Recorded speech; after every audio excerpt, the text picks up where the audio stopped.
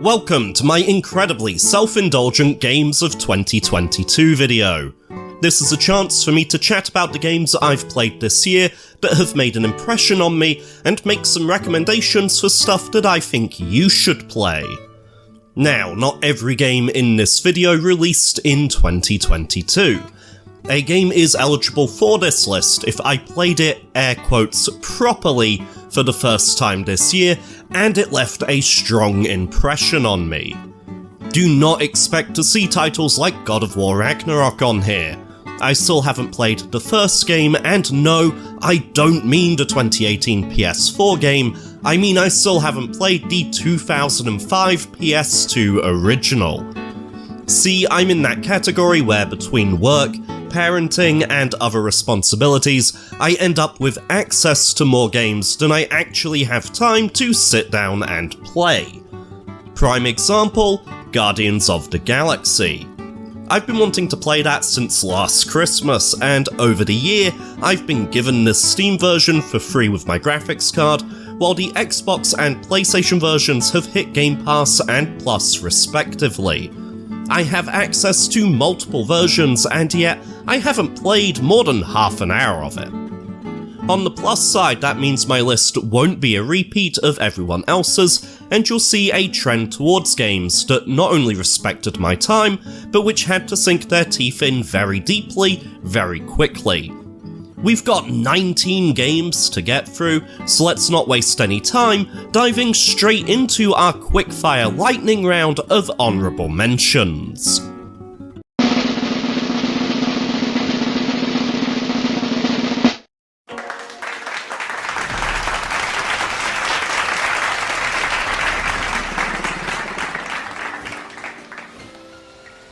As much as I wanted to, I didn't feel right including Sonic Origins in the main list.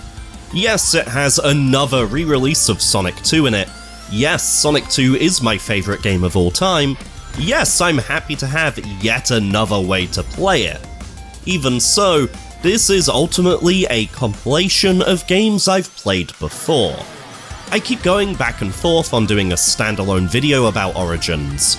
I think the internet exaggerated its problems, ignored its positives, and that it overall got a raw deal. At any rate, you can grab Sonic Origins on Steam, PlayStation, Xbox, and Switch.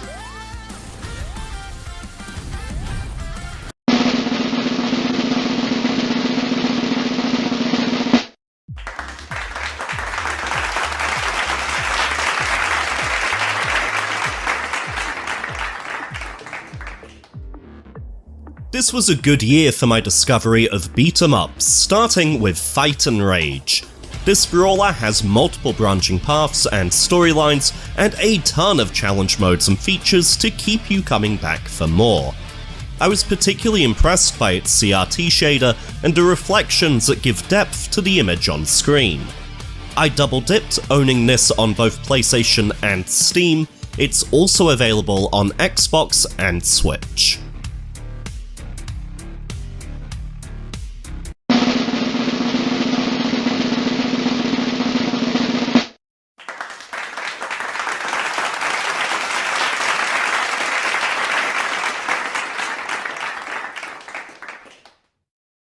Likewise, the Takeover was a fun throwback to Streets of Rage and Final Fight. It admittedly started to outstay its welcome towards the end. There's only so long a game like this can hold anyone's attention, but I had a good time with it. You can dust up some punks on Steam, Switch, and PlayStation.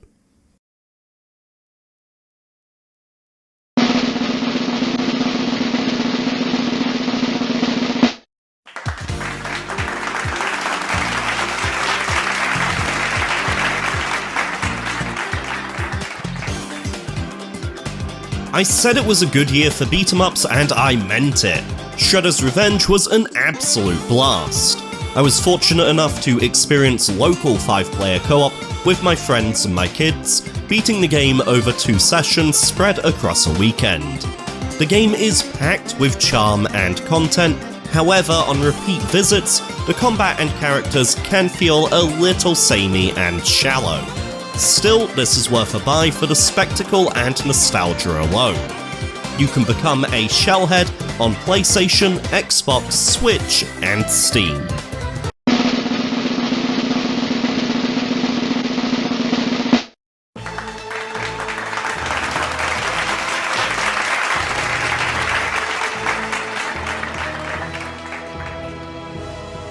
To round out our quickfire beat-em-up highlights, we have Zombie Revenge.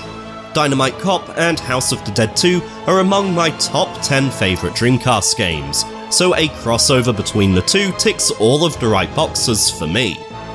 Guru Larry has been recommending this one to me for a while, and I finally got hands-on with it when my best friend visited for a weekend. We sucked at it, but we had an absolute blast, and will definitely be returning to it for future sessions. This one's a Dreamcast exclusive, and the going price reflects that, so options are admittedly limited for playing this one.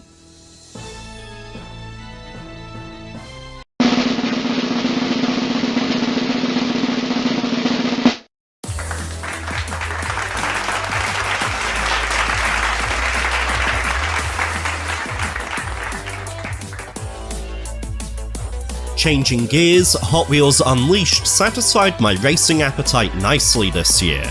My son bought the Switch version, I later grabbed the Xbox version on sale, then traded that in when the PS5 version came to Plus.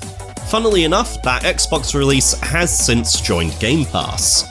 This is just a fun, arcadey racer that's happy to be a video game first. The toy setting means it doesn't concern itself with being realistic, and can instead concentrate on just being fun. As I said, Hot Wheels Unleashed is available on pretty much everything, and you probably already have an air quotes free copy of it in your library.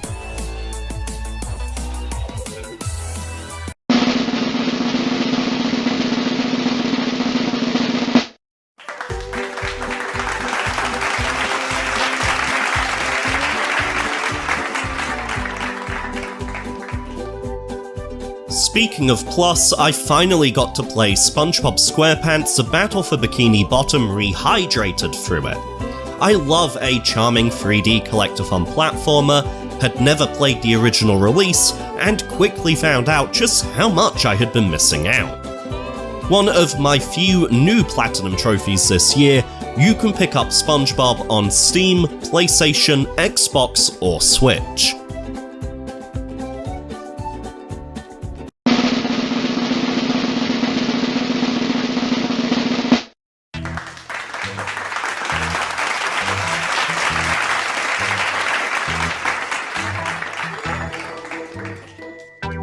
I also had my 2D platformer itch nicely scratched by Kaze, however you pronounce it, and the Wild Masks.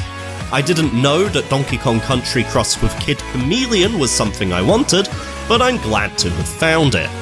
I'm still working my way through this one with a determination to 100% it, but from what I've played, it's a strong recommendation from me. You can buy it, again, on pretty much every platform.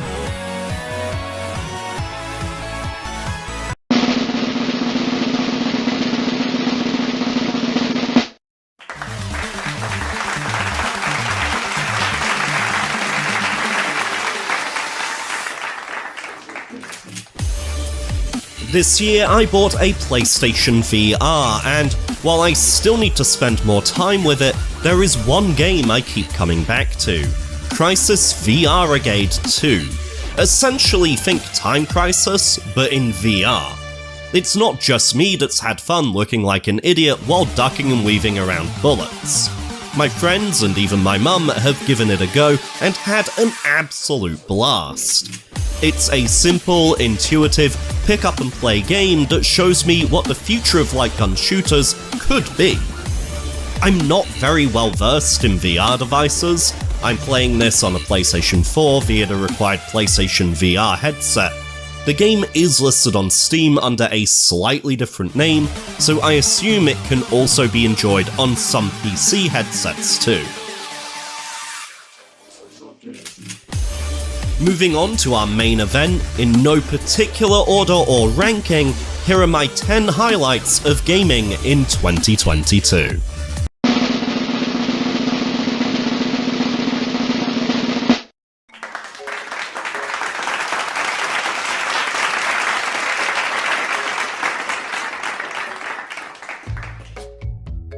2 Point Hospital is a very late addition to this list. I recently changed jobs, which is supposedly one of the 3 most stressful things that you can do, and 2 Point was perfect for helping me chill out and calm down in the evenings during what was a hectic 4-week notice period.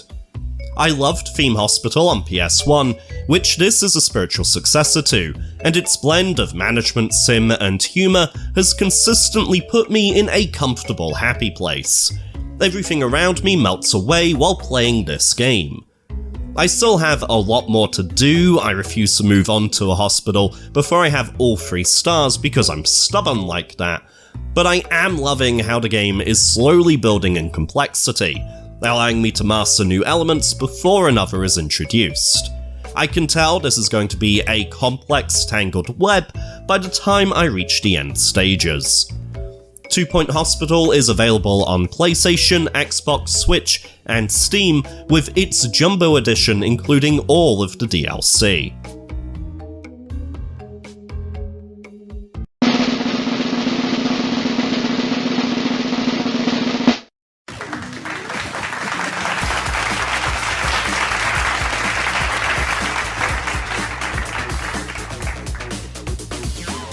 With so many beat-em-ups this year, it was hard to choose which games would become honourable mentions and what would make the final list, but Final Vendetta won out. In my review of the game, I wondered if Final Vendetta had the staying power and value proposition it needed to stand up against a slew of other entries in the genre. Since then, I've noticed that Final Vendetta has become the game I'm most likely to pick up and play from that stable. I think this comes down to my preferences. I love the aesthetic, the characters handle just right for me, its short length actually lends itself well to a quick playthrough in an otherwise busy day.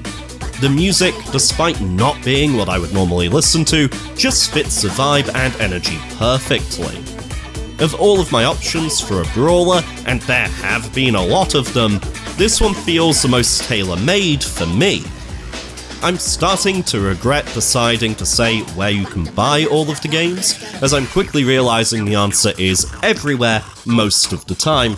But yes, Steam, PlayStation, Xbox, Switch, whatever your platform of choice, get this game.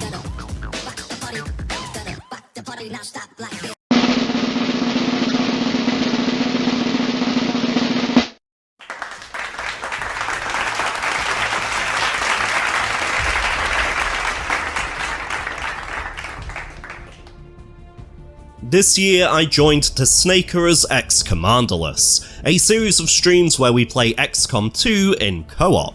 The deal is that we each control one soldier, and we're not allowed to confer or discuss tactics. We're mavericks, loose cannons, the opposite of a team player.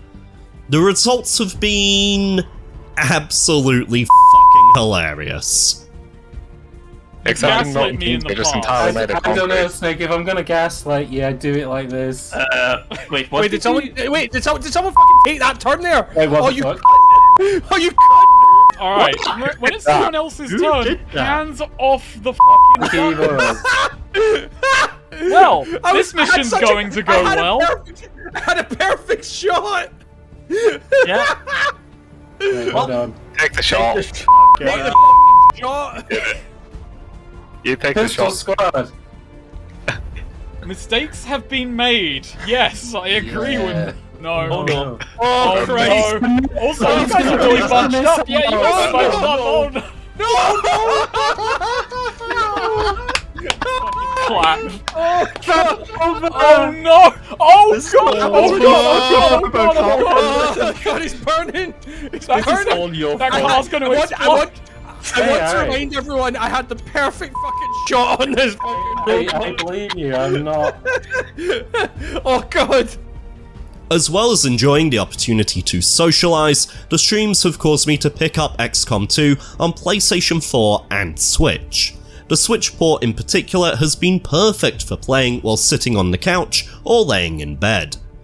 I didn't think I was a tactics or strategy kind of guy, but XCOM pleasantly surprised me, and now has me wondering if I should look into Marvel's Midnight Suns, Advance Wars, and Final Fantasy Tactics. Again, XCOM 2 is available on absolutely bloody everything, and is typically dirt cheap. At the time of writing, the Steam version is on sale for £3.74, about the price of a Tesco meal deal.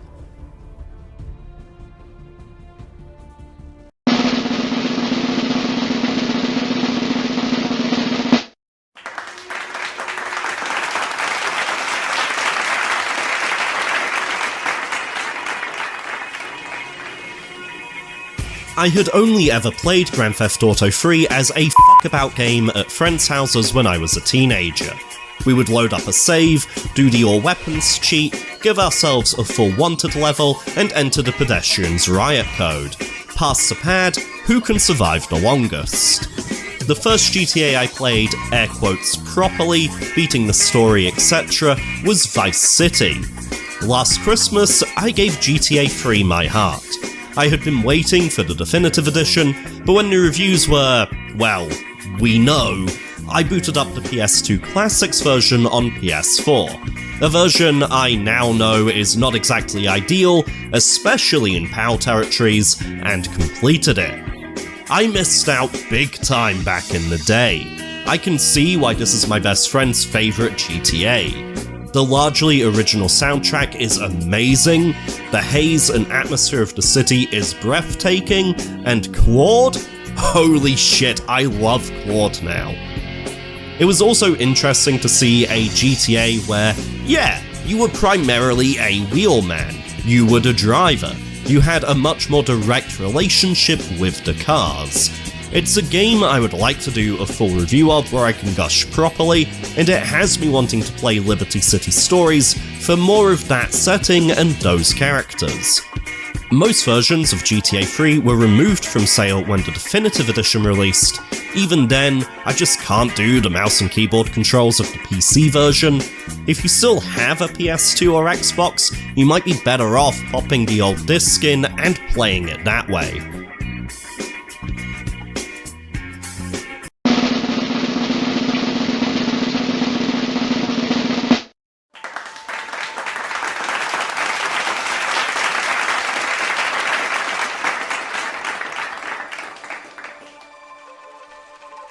During last year's Christmas break, GTA had to take a backseat to Kenna Bridge of Spirits. This was my Christmas present from my wife, and we played through it together. We spent our entire time with the game with our jaws on the floor. We kept saying, they just don't make games like this anymore. Kenna is utterly charming. Fantastic visuals, satisfying platforming, amazing combat, fairly hidden collectibles that are fun to seek out. We were enthralled. It just captured an era of gaming we dearly miss, while at the same time feeling new, fresh, and modern. It's not a throwback, it's not the standard AAA template either. It is its own thing, a very high quality game that somehow evokes a sense of nostalgia and longing. Kenna is currently available on PlayStation and Steam. I 100% recommend it. So much so that you should pause the video now, go and buy it, and then come back to watch the rest of the entries.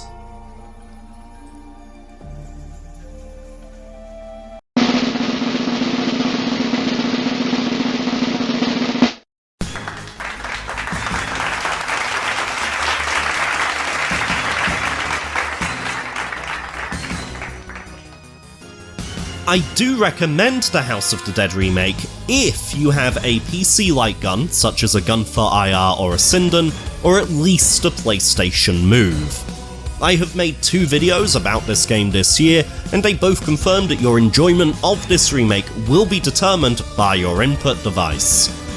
For most players, this is a light gun game without a light gun. Even the PC version requires a fan-made patch to enable light gun support. That's a shame because if you can work around it or provide your own solution, this is an amazingly faithful and fun remake. Easily the best way to play the game. It reminds me why I love the genre, why I still visit arcades whenever I can, and how I wish games like House of the Dead, Time Crisis, and Virtua Cop would make a comeback. Ideally, get the PC version and a gun for IR. Failing that, the PS4 version and a PlayStation Move controller will do. If you're on Xbox or Switch, skip this release. On Switch you have some pretty shoddy gyro controls replacing a light gun, while on Xbox the best you have is mouse support.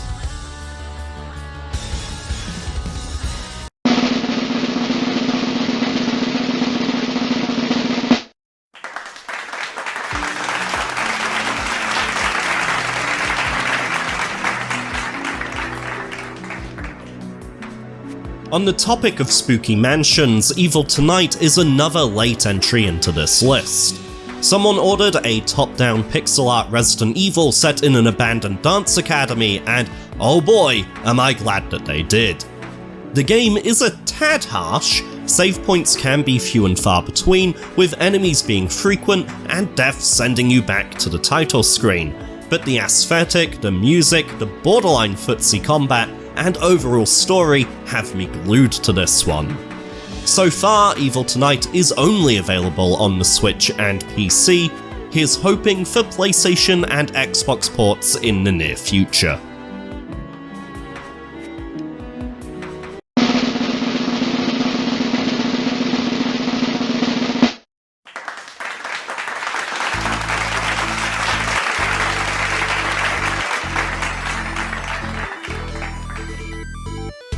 Frogun is perhaps the polar opposite of Evil Tonight, a bright, cheery, low-poly 3D puzzle platformer that oozes appeal. It's tricky, but fair. The presentation reminds me of Mega Man Legends 2 in the best possible way, and I am determined to 100% it.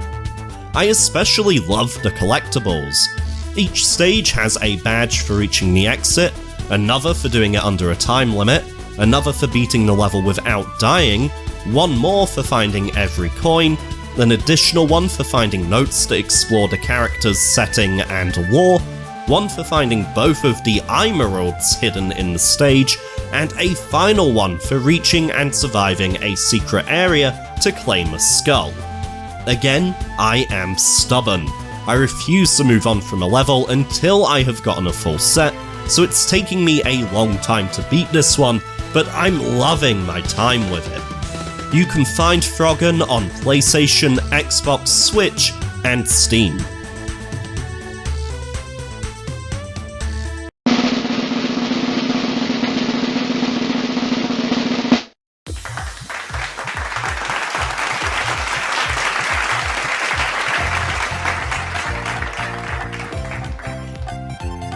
I love me a Shantae game.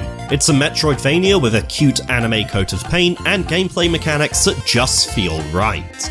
The 7 Sirens is another enjoyable entry that, while it didn't strike a chord with everyone on release, has since seen a free Spectacular Superstar update. This includes a definitive mode that addresses all of the common complaints. For me, I was happy with the original release, now known and preserved as Legacy Mode, so this update was just a fun bonus for me, something to spice up and incentivize a second playthrough.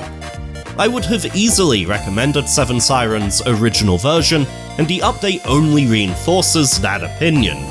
You can support Shantae by buying it on your platform of choice.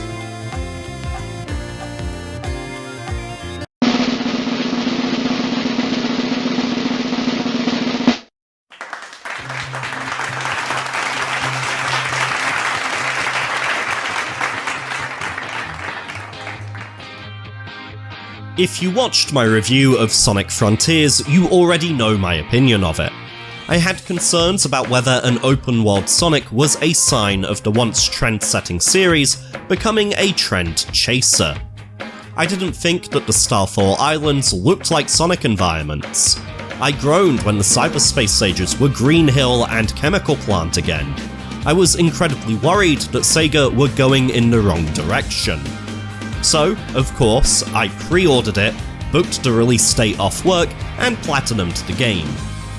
I was pleasantly surprised. Sure, The game has some problems, and a few of my pre-release concerns turned out to be well-founded, but Sonic Frontiers was an absolute highlight of my year, and if this is the direction Sonic games are going in moving forwards, I'm more than okay with that. Again, Sonic Frontiers is on everything. This seems to have been a year for multi-platform games with very few exclusives. Writing this list has gone a ways to change my views. I initially saw 2022 as a bit of a dry patch. I thought that not a lot happened, but it turns out I've had a great year. As for what I'm looking forward to in 2023, maybe that's a video for New Year's. Thanks for watching, and I hope to see you again soon.